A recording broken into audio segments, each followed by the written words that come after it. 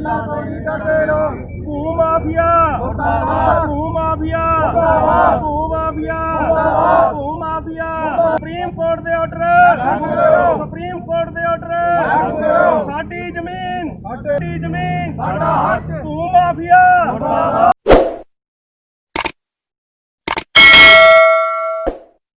पिंड रामगढ़ लोक इंसाफ पार्टी के हल्का श्री फतेहगढ़ साहब के इंचार्ज मनविंदर सिंह ग्यासपुरा की अगवाई हेठ परल कंपनी के खिलाफ धरना दिता गया है। इस मौके मनविंदर ग्यासपुरा ने कहा कि परल कंपनी ने लोगों तो पैसे ठग के धोखे करके 700 एकड़ के करीब जमीन खरीदी है। कई भोले भाले लोगों के परल कंपनी को पैसे फसे हुए हैं। उन्होंने अपनी मेहनत की कमाई दे के पैसे जमा करवाए सन ताजो उन्होंने फायदा हो सके। इस संबंधी इंचार्ज गुरमीत सिंह मुंडिया ने कहा कि सुप्रीम कोर्ट ने लोढ़ा कमेटी गठित की सी जिसने पीड़िता नूं उन्हां दी निवेश की हुई पूंजी की भरपाई करवाउणी सी, पर ना तो जमीन बेची गई और ना ही पैसे मोड़े गए हैं। उन्होंने कहा कि धरना उदों तक जारी रहेगा जदों तक पीड़िता नूं इंसाफ नहीं मिल जाता। वाहिगुरू जी का खालसा वाहिगुरू जी की फतेह। इंजीनियर मनविंदर सिंह ग्यासपुरा हल्का इंचार्ज लोक सभा हल्का श्री फतेहगढ़ साहब लोक इंसाफ पार्टी। अज असीं इत्थे बैठे हाँ परल ग्रुप के द्वारा अलग अलग चिट फंड कंपनियां बना के जिहड़े 5 करोड़ 85 लख लोगों नूं देश के वख-वख हिस्सों के लोग ने 5 करोड़ 85 लख जिन्हां दे उत्ते ठगी मारी है इन्हां ने। और ये जिहड़ी कंपनी आ परल ग्लोबल परल एग्रोटेक कंपनी लिमिटेड इहदे तहत इन्हां ने चिट फंड कंपनियां बनाईयां लोगों तो 1000 रुपया महीना, किसी तो 500 रुपये महीना, किसी तो 5 सालों च डबल करन दे नां दे उत्ते इन्हां ने करोड़ां नहीं अरबां रुपए इकट्ठे कीते। और इस दे तहत जिहड़ी सीगी 2013 दे विच मानयोग सुप्रीम कोर्ट ने जस्टिस RN लोधा की अगवाई दे विच एक कमिशन कायम किया सी। उस कमिशन ने ये सारे दी जिहड़ी हैगी सी ब्रीफ इन्वेस्टिगेशन करनी सी। और उस ब्रीफ इन्वेस्टिगेशन दे विच जस्टिस लोधा ने अपनी रिपोर्ट दित्ती आ। वो रिपोर्ट साडे कोले आ, ये उन्हां दी रिपोर्ट आ मानयोग जिहड़ी सुप्रीम कोर्ट के ऑर्डरां दे तहत। ਇਹਦੇ तहत जस्टिस लोढ़ा ने कहा कि बहुत सारे ਜਿਹੜੇ इन्वेस्टर ने गरीब ने उन्होंने ਦੇ पैसे परल ग्रुप ने ठगे ने ठगियां मारियां ने। बड़े दुख ते शर्म की भी गल आ कि साडे मानयोग जो स्वर्ग सुधार गए बीजेपी के अरुण जेतली जी वो इन्हां दे लीगल एडवाइज़र रहे ने। प्रकाश सिंह बादल इन्हां नूं फाइनांस करते रहे ने, कबड्डी कप ये कराउंदे रहे ने। तो इदा ही कांग्रेस के भी बहुत सारे लीडर जोड़े है वड्डे वड्डे लीडर जिन्हों के परल ग्रुप के नाल संबंध रहे हैं, इसलिए इन्हों बचा रहे हैं। देखो सुप्रीम कोर्ट के ऑर्डर होण गाइडलाइन होण कि इन्हों की प्रॉपर्टी नूं सीज करके नंबर ला के इन्हों वेच के जोड़े इन्वेस्टर ने पैसे दिते जाण। तुहानूं मोटा मोटा दसां कि जिहड़ियां हैगियां इन्हां दे 35 बैंकां दे विच तकरीबन 1000 खाते ने। और यह जिहड़ा हैगा इन्हां दी जिहड़ी टोटल प्रॉपर्टी आ ਜਿਹੜੇ ਹੈਗੀ ਆ टोटल प्रॉपर्टी जे ਆਪਾਂ ਇਹਨੂੰ मिनिमम रेट भी लाइए तो ये जिहड़ी प्रॉपर्टी बनती आ 1,85,000 करोड़ रुपए की जिहड़ी परल ग्रुप की प्रॉपर्टी आ। पर जिहड़े इन्वेस्टर ने जिन्हां दे पैसे विचारियां दे फसे हुए ने वो 45,000 करोड़ रुपया एज पर सुप्रीम कोर्ट मैं ऑर्डर पढ़िया ये अनुसार 45,000 करोड़ रुपया लोगों का फसिया होया तो इन्हां दी प्रॉपर्टी 1,85,000 करोड़ आ। तुसी देखो कि प्रॉपर्टी जिहड़ी हैगी आ वो डबल तो भी ज़्यादा आ। कोई वड्डी गल नहीं कि उन्होंने वेच के जिहड़े हैगे लोग गरीब भटकते जिन्हां दे 10-10 सालों तो बेचारियां दे फसे होए आ। तुहाडे भी फसे होने, मेरे भी फसे होए आ। इन्हां ने अपना एक TV चैनल भी चालू कीता सी। उस TV चैनल दे विच भी कई पत्रकार वीरां दे 6-6 महीनों की तनख्वाह फसी सी। अज पिंड रामगढ़ जिथे परल कंपनी वालों 700 एकड़ के करीब जमीन खरीदी हुई है, जो कि साडे पिंडां दे भोले भाले लोगों के चिट फंड कंपनियां बना के इन्हां ने पैसा फंड के रूप में इकट्ठा किया। उस नाल ये जो सैकड़े एकड़ जमीन इन्हां ने खरीदी हुई आ और सैकड़े एकड़ खरीद के उन्हां भोले भाले लोगों को पैसे नहीं मोड़ रहे। जो भू माफिया इनू फ्री ऑफ कॉस्ट इत्थे बाहर आ, जिसका कोई भी हिसाब किताब नहीं है। सुप्रीम कोर्ट ने इसका आर्डर किया आ भी जी जमीन आ बेच के लोगों के पैसे मोड़े जान, लेकिन पैसे ना ये जमीन बेचते हैं ना ये प्लाट कटते हैं ना लोगों को पैसे मोड़ते आ। ਪਿੱਛੇ ਜੇ ਅਪ੍ਰੈਲ ਦੇ ਵਿੱਚ ਇਹਨਾਂ ਨੇ ਕੁਝ ਪੈਸੇ ਲੋਕਾਂ ਨੂੰ ਥੋੜੇ ਪੈਸੇ ਮੋੜੇ ਨੇ, ਲੇਕਿਨ ਗੁਰਦਾਸਪੁਰ ਦੀ ਇੱਕ ਪਾਰਟੀ ਉਹਦਾ 85 ਲੱਖ ਰੁਪਈਆ, ਮੈਨੂੰ ਲੱਗਦਾ ਅਨੇਕਾਂ ਸੈਂਕੜੇ ਹਜ਼ਾਰਾਂ ਲੋਕ ਨੇ ਜਿਹੜੇ ਲੱਖਾਂ ਦੇ ਵਿੱਚ ਕਰੋੜਾਂ ਦੇ ਵਿੱਚ ਇਹਨਾਂ ਨੂੰ ਡਿਪੋਜ਼ਿਟ ਦੇ ਬੈਠੇ ਨੇ ਚਿੱਟ ਫੰਡ ਦੇ ਵਿੱਚ। ਇਹਨਾਂ ਨੇ ਭੋਲੇ ਭਾਲੇ ਜੱਟਾਂ ਨੂੰ ਜ਼ਮੀਨਾਂ ਵੀ ਖਰੀਦ ਲੀਆਂ, ਉਹਨਾਂ ਦੀਆਂ ਰਜਿਸਟਰੀਆਂ ਵੀ ਕਰਾ ਲਈਆਂ ਪੱਕੇ 'ਚ ਪੈਸੇ ਦੇ ਕੇ, ਲੇਕਿਨ ਦੂਜੇ ਪਾਸੇ ਘੁਮਾ ਕੇ ਪੈਸਾ ਫਿਰ ਉਹਨਾਂ ਨੂੰ ਡਿਪੋਜ਼ਿਟ ਦੇ ਬੂਰ ਵਿੱਚ ਚਿੱਟ ਫੰਡ 'ਚ ਲੈ ਆਏ। ਉਹਨਾਂ ਦੀਆਂ ਜ਼ਮੀਨਾਂ ਵੀ ਖੋਲੀਆਂ, ਨਾ ਉਹਨਾਂ ਨੂੰ ਪੈਸਾ ਮੋੜਦੇ ਆ, ਨਾ ਉਹਨਾਂ ਨੂੰ ਜ਼ਮੀਨਾਂ ਦਿੰਦੇ ਆ, ਨਾ ਉਹਨਾਂ ਨੂੰ ਪਲਾਟ ਦਿੰਦੇ ਆ। ਅਸੀਂ ਪੁਰਜੋਰ ਜਿੱਥੇ ਸੁਪਰੀਮ ਕੋਰਟ ਤੇ ਉਹਨਾਂ ਦੀ ਸੈਬੀ ਜਿਹੜੀ ਬਣਾਈ ਏਜੰਸੀ ਆ ਉਸ ਨੂੰ ਅਪੀਲ ਕਰਨ ਵਾਸਤੇ, ਪ੍ਰਸ਼ਾਸਨ ਨੂੰ ਤੇ ਸਰਕਾਰ ਨੂੰ ਜਗਾਉਣ ਵਾਸਤੇ ਕਿ ਜਿਹੜਾ ਭੂ ਮਾਫੀਆ ਇਹ ਜ਼ਮੀਨਾਂ 10-10 ਹਜ਼ਾਰ ਰੁਪਏ ਪਤਾ ਨਹੀਂ ਦਿੰਦੇ ਆ ਕਿ ਨਹੀਂ ਦਿੰਦੇ ਆ ਸੈਬੀ ਨੂੰ, ਕਿ ਜ਼ਮੀਨ ਸਾਰੀ ਦੀ ਸਾਰੀ ਵਾਹੀ ਜਾਂਦੀ ਆ। ਮੇਰੇ ਕੋਲ ਕੱਲ ਪਰਸੋਂ ਵੀ ਅਪਰੋਚ ਕੀਤੀ, ਕਹਿੰਦੇ 326 ਏਕੜ ਸਾਡੇ ਕੋਲ ਵਾਹੁੰਦੇ ਅਸੀਂ, ਕਿਰਪਾ ਕਰਕੇ ਸਾਡੇ ਤੇ ਰਹਿਮ ਕਰੋ, ਤੁਸੀਂ ਇਹ ਧਰਨਾ ਨਾ ਲਾਓ। ਲੇਕਿਨ ਇਹ ਧਰਨਾ ਵੀ ਲੱਗੂਗਾ, ਇਹ ਜ਼ਮੀਨ ਵੀ ਜਿਹੜੇ ਲੋਕਾਂ ਦੇ ਡਿਪੋਜ਼ਿਟ ਕੀਤੇ ਪੈਸੇ ਚਿੱਟ ਫੰਡ ਵਿੱਚ ਠੱਗੀ ਹੋਈ ਆ ਉਹਨਾਂ ਨੂੰ ਦਬਾ ਕੇ ਰਹਾਂਗੇ।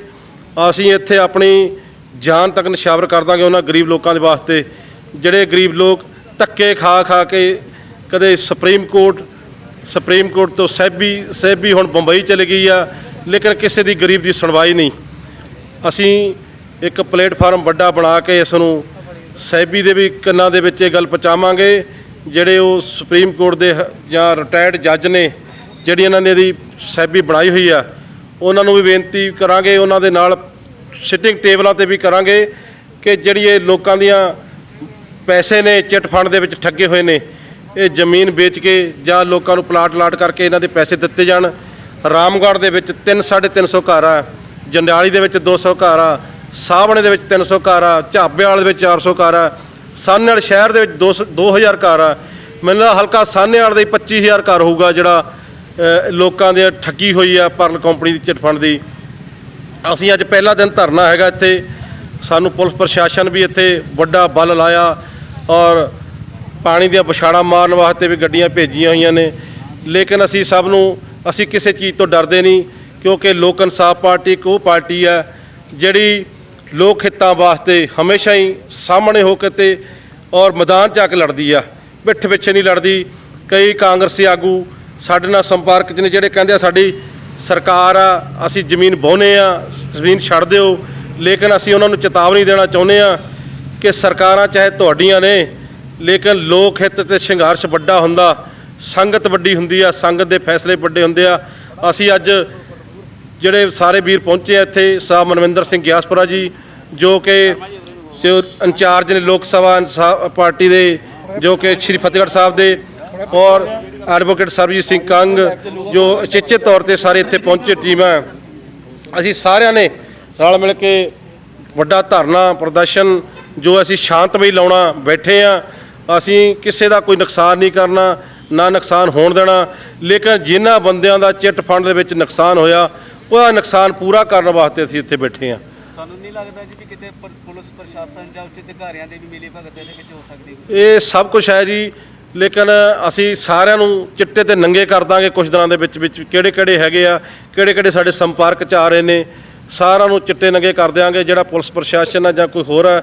ਲੇਕਿਨ ਜਿਹੜਾ ਕਸੂਰਵਾਰ ਹੋਊ ਉਹਦੇ ਖਿਲਾਫ ਕਾਰਵਾਈ ਕੀਤੀ ਜਾਊਗਾ, ਕਿਸੇ ਨੂੰ ਵੀ ਨਜਾਇਜ਼ ਤੰਗ ਨਹੀਂ ਕੀਤਾ ਜਾਊਗਾ। ਇਹਦੇ ਵਿੱਚ ਜਿਹੜੀ ਚਿੱਟ ਫੰਡ ਹੈ ਆਪਣੀ ਕੀ ਨਾਂ ਲੈਂਦੇ ਨੇ ਪਰਲ ਗਰੁੱਪ, ਇਹਦੀਆਂ 760 ਕੰਪਨੀਆਂ ਨੇ, ਇਕੱਲੇ ਨਹੀਂ 760 ਤੱਕ ਗਿਣਤੀ ਲਿਖਣੀ ਗਿਣਤੀ ਔਖੀ ਹੋ ਜਾਂਦੀ ਆ।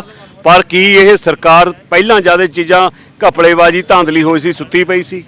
ਇਹਨਾਂ ਨੇ ਸਰਕਾਰ ਦੇ ਨਾਲ ਰਲ ਕੇ 10 ਸਾਲ ਅਕਾਲੀ ਦਲ ਦਾ ਰਾਜ ਰਿਹਾ, ਜਦ ਰਲ ਕੇ ਇਸ ਹਾਈ ਲੈਵਲ ਤੇ ਠੱਗੀਆਂ ਲਾਈਆਂ।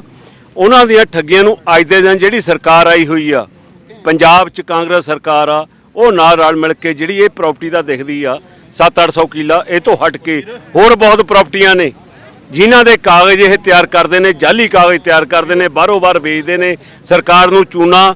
ਆਮ ਲੋਕ ਜਿਹੜੇ ਮਰਨ ਲਈ ਮਜਬੂਰ ਨੇ, ਇੱਕ ਗਰੀਬ ਤੋਂ ਗਰੀਬ 10,000 ਰੁਪਈਆ ਜਿਹਨੇ ਲਾਇਆ, ਅਮੀਰ ਤੋਂ ਅਮੀਰ ਜਿਹਨੇ 10 ਕਿੱਲੇ ਸੀ ਵੇਚ ਕੇ ਇਹਨਾਂ ਦੀ ਠੱਗੀ ਦੇ ਵਿੱਚ ਫਸ ਕੇ 10 ਕਿੱਲੇ 85 ਲੱਖ ਨੂੰ ਵੇਚ ਕੇ ਅੱਜ ਉਹ ਬੰਦਾ ਵੀ ਦਿਹਾੜੀਆਂ ਕਰਦਾ।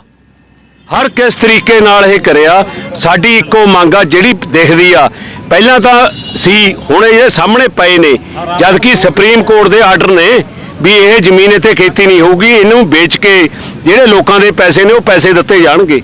ਇਹ ਆਹ ਦਿਨਾਂ 'ਚ ਪਹਿਲਾਂ ਅਸੀਂ ਧਰਨੇ ਦਾ ਤਰੀਕ ਸੀਗੀ 13 ਵੀ 15 ਜੂਨ ਨੂੰ ਅੱਗੇ ਠੇਕੇ ਤੇ ਚੜ੍ਹਦੀਆਂ ਨੇ ਜਾਂ ਕੋਈ ਜ਼ਮੀਨਾਂ ਜੋ ਸਹੀ ਆ, ਪਰ ਇਹਦਾ ਤਾਂ ਕੋਈ ਹੈ ਹੀ ਨਹੀਂ ਜਾਂ ਕਾਨੂੰਨ ਆ ਵੀ ਆਰਡਰ ਆਏ ਹੋਏ ਨੇ ਵੀ ਵੇਚ ਕੇ ਗਰੀਬ ਬੰਦਿਆਂ ਦੇ ਪੈਸੇ ਦੇਣੇ ਨੇ। ਫਿਰ ਜਿਹੜਾ ਪ੍ਰਸ਼ਾਸਨ ਲੱਗਿਆ ਹੋਇਆ ਪੁਲਿਸ ਇੱਧਰਲੇ ਪਾਸੇ ਖੜੀ ਆ, ਸਾਹਮਣੇ ਖੜਨ ਦਾ ਮਕਸਦ ਕੀ ਵੀ ਉਹ ਠੱਗਾਂ ਦੀ ਠੱਗੀ ਰੋਕੀ ਨਾ ਜਾ ਸਕੇ।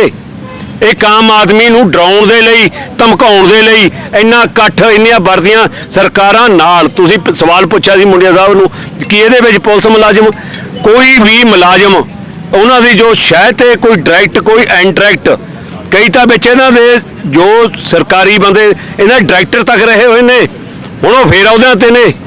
ਕੀ ਗੱਲ ਜਾਂ ਡਾਇਰੈਕਟਰ ਬਣੇ ਸਾਰਾ ਕੁਝ ਹੋਇਆ, ਹਜੇ ਕਸਰ ਰਹਿੰਦੀ ਆ ਵੀ ਜਿਹੜਾ ਪੰਜਾਬ ਨੂੰ ਹੋਰ ਲੁੱਟਣਾ। ਇੱਕ ਨਹੀਂ ਹੈ ਇਹਦੇ ਵਿੱਚੋਂ ਕੱਲੀ ਬਾਉਣ ਲਈ ਨਹੀਂ, ਉਹਨਾਂ ਤੇ ਵੀ ਪਰਚੇ ਕਰਾਵਾਂਗੇ ਜਿਨ੍ਹਾਂ ਨੇ ਇਹਦੇ ਵਿੱਚੋਂ ਮਿੱਟੀ ਰੇਤਾ ਉੱਥੇ ਤੱਕ ਵੇਚਤਾ ਚੱਕ ਕੇ। ਸਰਪੰਚਾਂ ਨੇ 1 ਕਿੱਲਾ 10,000 ਰੁਪਇਆ ਠੇਕੇ ਨੂੰ ਲਾ ਕੇ ਉਹ ਚੋਂ ਲੱਖਾਂ ਦੀ ਕਰੋੜਾਂ ਦੀ ਮਿੱਟੀ ਤੱਕ ਚੋਰੀ ਕਰਤੀ। ਹੁਣ ਗਰੀਬਾਂ ਦਾ ਖੂਨ ਪੀਣਾ ਵੀ ਗਰੀਬਾਂ ਦਾ ਖੂਨ ਤੇ ਹੱਡ ਰਹਿੰਦੇ ਨੇ ਵੀ ਉਹ ਖਾ ਲਓ ਚੂਸ ਲਓ, ਹੋਰ ਤਾਂ ਰਹਿੰਦਾ ਕੁਝ ਨਹੀਂ। ਜਾਂ ਤਾਂ ਅਸੀਂ ਇੱਥੇ ਮਰਾਂਗੇ ਜਾਂ ਇਨਸਾਫ ਹੋਊਗਾ, ਇਨਸਾਫ ਲਏ ਬਿਨਾਂ ਅਸੀਂ ਇੱਥੋਂ ਉੱਠਣਾ ਨਹੀਂ। ਸਤਿ ਸ੍ਰੀ ਅਕਾਲ, ਮੇਰਾ ਪਿੰਡ ਜੰਡਿਆਲੀ ਹੈ ਜੀ। ਅਸੀਂ ਬੜੇ ਇਹਨਾਂ ਲੋਕਾਂ ਕੋਲ ਫਸ ਚੁੱਕੇ ਆ, ਬਹੁਤ ਪੈਸੇ ਦਿੱਤੇ ਆ, ਸਾਨੂੰ ਕੋਈ ਚੀਜ਼ ਵਾਪਸ ਨਹੀਂ ਦੇ ਰਹੇ, ਨਾ ਜ਼ਮੀਨ ਦਿੰਦੇ ਆ ਨਾ ਪੈਸੇ ਦਿੰਦੇ ਆ। ਇਹਨਾਂ ਦਾ ਕੁਝ ਹੱਲ ਕੀਤਾ ਜਾਵੇ। ਪੈਸੇ ਮੇਰਾ ਘੱਟੋ ਘੱਟ 2 ਲੱਖ ਰੁਪਈਆ ਜੀ। ਕਿੰਨਾ ਚਿਰ ਹੋ ਗਿਆ ਇਹ 2017 ਤੱਕ ਆਖਰੀ ਟਾਈਮ ਸੀਗਾ ਜੀ। ਉਸ ਤੋਂ ਬਾਅਦ ਕੁਝ ਨਹੀਂ ਇਹਨਾਂ ਨੇ ਜਵਾਬ ਦਿੱਤਾ, ਕੋਈ ਗੱਲਬਾਤ ਨਹੀਂ ਕਰ ਰਹੇ ਸਾਡੇ ਨਾਲ। ਹੁਣ ਤੁਸੀਂ ਕੀ ਚਾਹੁੰਦੇ ਹੋ? ਹੁਣ ਚਾਹੁੰਦੇ ਆ ਵੀ ਸਾਡੇ ਜਾਂ ਤਾਂ ਪੈਸੇ ਹੀ ਵਾਪਸ ਦੇ ਦੇਣ ਜਾਂ ਫਿਰ ਸਾਨੂੰ ਪਲਾਟ ਕੱਟ ਕੇ ਦੇ ਦੇਣ ਵਿੱਚੋਂ। ਕੋਈ ਤਾਂ ਕੋਈ ਫੈਸਲਾ ਤਾਂ ਹੋਣਾ ਚਾਹੀਦਾ ਨਾ। ਗਰੀਬ ਆਦਮੀ ਅਸੀਂ ਇਕੱਠੇ ਕਰਕੇ ਪੈਸੇ ਦਿੱਤੇ ਰਿਸ਼ਤੇਦਾਰਾਂ ਕੋਲੋਂ, ਇਹ ਤੋਂ ਕੋਈ 10,000 ਫੜ ਕੇ ਕੋਈ 20,000 ਫੜ, ਆਹ ਸਾਡਾ ਧੋਖਾ ਹੋਇਆ।